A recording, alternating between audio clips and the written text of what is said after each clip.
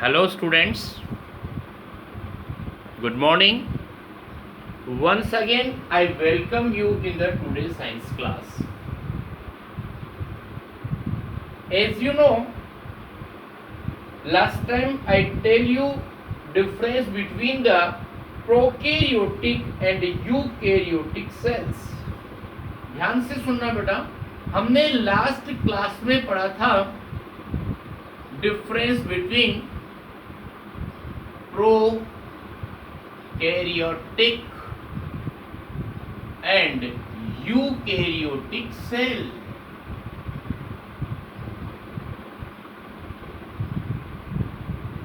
Eukaryotic cells, इसमें थोड़ा सा और बात हम क्लियर करना चाह रहे हैं. प्रोकैरियोटिक सेल्स का एग्जाम्पल होगा आपके पास, दैट इज बैक्टीरिया और एल्गी और यूनि and simplest animals and simplest form of life. मतलब बैक्टीरिया, एल्गी और जो भी सिंपल स्ट्रक्चर वाले जो होते हैं उनमें प्रोकैरियोटिक सेल्स अवेलेबल होती है. और प्रोकैरियोटिक का मीन्स होता है प्रिमिटिव. ठीक है, प्रोकैरियोटिक का मीन्स हो जाएगा आपके पास प्रिमिटिव. यूकैरियोटिक सेल्स का हमने मीन्स बता दिया, इसमें वेल ऑर्गेनाइज्ड न्यूक्लियस होता है. और इसमें क्या होगा, एग्जाम्पल होंगे all vertebrates, invertebrates,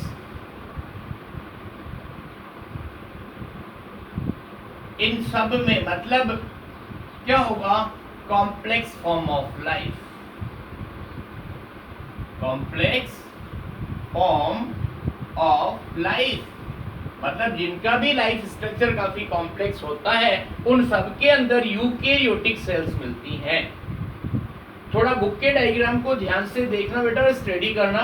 prokaryotic cells के बारे में बताया है, उसमें एक स्ट्रक्चर दिया हुआ है, उसमें आप कुछ नहीं कर सकते, कम से कम ड्रॉ करने की प्रैक्टिस कर लें और उसके अंदर जो पार्ट्स है उनकी लेबलिंग का थोड़ा ध्यान रखें. ध्यान रखना, साइंस के अंदर आप कैसा भी डायग्राम ड्रॉ करें, आप सिंपली पेंसिल से ड्रॉ करिए, उसको लेबल करिए. Without labelling no marks in the science diagram. आप कुछ भी है अपना डायग्राम ड्रॉ किया, उसके बॉडी पार्ट्स नेम लिखो. पार्ट्स नेम नहीं तो सिंपली आप लिखिए आपने किसका डायग्राम ड्रॉ किया है. These are the rules to draw diagram in science. और यूकैरियोटिक सेल्स में बता दिया हमने आपको, ऑल वर्टिब्रेट्स और इनवर्टिब्रेट्स और जितने भी कॉम्प्लेक्स फॉर्म लाइफ फॉर्म वाले जो लिविंग बींग्स होते हैं उन सब के अंदर ये क्या होता है, यूकैरियोटिक सेल्स होती हैं. Now next one, our topic that is the cell organelles. Cell organelles, ध्यान से सुनना. और एक होता है सेल इंक्लूजन्स. दोनों टर्म को ध्यान से समझना, सेल इंक्लूजन्स और सेल ऑर्गेनल्स क्या होते हैं सुनना. अब तक हमने जो पढ़ा, प्लाज्मा मेम्ब्रेन, न्यूक्लियस, ये सारी बात हमने पढ़ ली. अब सेल के अंदर का जो स्ट्रक्चर रहा, सपोज करिए आपके पास में ये सेल है, ये न्यूक्लियस है, यहाँ पर हमने आपको साइटोप्लाज्म बताया था. इस जगह पर जो लिविंग कंपोनेंट्स होते हैं, living components of cell in cytoplasm are called organelles, that is cell organelles. इसके एग्जाम्पल में ध्यान से देखना, ये होंगे आपके पास, दैट इज, कुछ नेम बता रहा हूं, माइटोकॉन्ड्रिया। नेक्स्ट नंबर होगा ER। ER की फुल फॉर्म होती है बेटा एंडोप्लाज्मिक रेटिकुलम। नेक्स्ट नंबर होगा राइबोसोम्स, और नेक्स्ट नंबर होगा गोल्गी बॉडीज। गोल्गी बॉडीज, और उसके बाद होगा आपके पास सेंट्रोसोम्स, और इसके बाद और भी बहुत सारे हैं। तो ये क्या हुए आपके पास, example of the cell organelles. लेकिन सेल के अंदर जो नॉन लिविंग पार्ट्स होते हैं साइटोप्लाज्म में, उनको बोलते हैं हम inclusions. Please remember, non living part present in the cytoplasm are called cell inclusions. Cell inclusions, ध्यान से सुनना, सेल इंक्लूजन्स किसको बोलते हैं, जो नॉन लिविंग पार्ट्स होते हैं सेल के अंदर, उनको इंक्लूजन्स बोलते हैं। Different type of salt, sugar, fats, इसमें कुछ एग्जांपल होंगे बेटा यहाँ पर, सॉल्ट, शुगर, और all salt, sugar, oil drops, maybe fat, ये सब इसके अंदर क्या होंगे, सेल इंक्लूजन्स। इतनी सारी बात समझ में आ गई आपको। उसके बाद की बात करते हैं बेटा हम आपके पास, इसमें फर्स्ट हम साइटोप्लाज्म सेल ऑर्गेनल्स की बात कर रहे हैं, that is about the mitochondria. ध्यान से सुनना और समझना, माइटोकॉन्ड्रिया का मीन्स क्या होता है। यहां पर ये पूरी बात समझ में आ गई आपको। I can remove now this. Please remember only one thing, very interesting fact, that mitochondria is known as the power house of the cell. This is the very famous question in science also और for GK also. Please remember, mitochondria. Please remember, this is also known as powerhouse of the cell. I want to tell you why we say it powerhouse of the cell.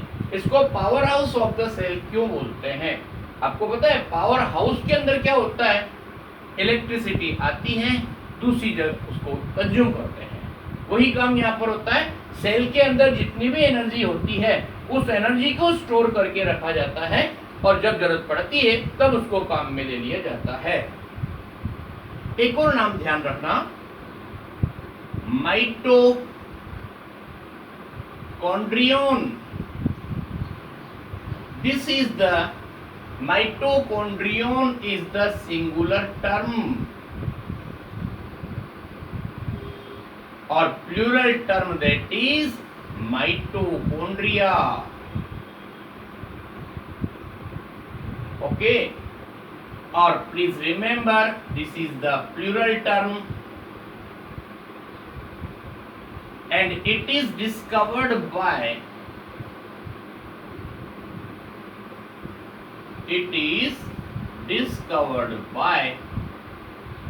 Benda, B-E-N-D-A, Benda. It is the name of a scientist. Please remember, यहाँ पर कुछ लिखा है और diagram भी बना हुआ है बेटा। they are oval shaped organelles which produce energy during respiration. जब किसी भी लिविंग बॉडी में रेस्पिरेशन होता है तब वो एनर्जी प्रोड्यूस करने का काम करते हैं और उनको बोलते हैं हम power house of the cell.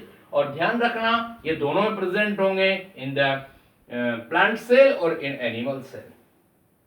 अब यहां पर बात ध्यान से सुनना, जैसे न्यूक्लियस और सेल मेम्ब्रेन में डबल लेयर होती है ना, एक वन इनर लेयर और दूसरी ये आउटर लेयर, ऐसी ही कंडीशन इस माइटोकॉन्ड्रिया के अंदर भी होती है।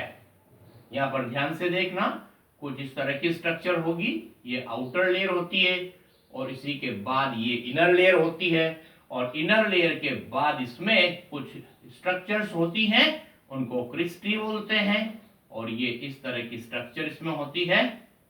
यहां पर डबल लेयर होती हैं ये और इसमें कुछ नेम्स लिखे होते हैं। इसमें दो बात याद रखना, दिस इज आउटर मेम्ब्रेन, ये होगा आपका inner membrane, that is inner membrane. Okay, और यहां पर इनके बीच में एक लिक्विड भरा होता है बेटा, उसको बोलते हैं matrix, that is the matrix. ये इनके बीच में जो लिक्विड भरा होगा इसको नाम दिया हमने मैट्रिक्स। ठीक है, और इसके बाद ये जो स्ट्रक्चर आप देख रहे हैं इसका नेम होता है क्रिस्टी, क्रिस्टल, CRISTAE। ये होता है आपका what is this sir, the structure of mitochondria. इतना होने के बाद हम नेक्स्ट बात कर रहे हैं बेटा about the endoplasmic reticulum, that we will start in the next video next time. Okay, thank you very much.